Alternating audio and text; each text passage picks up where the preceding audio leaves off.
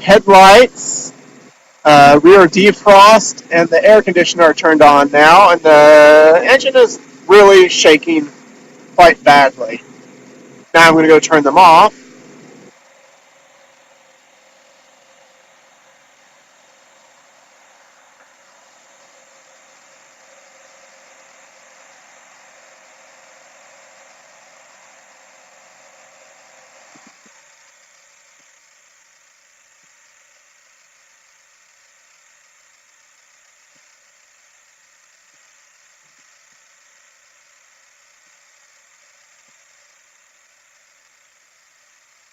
Now the vibrations are much less, but it's still vibrating excessively.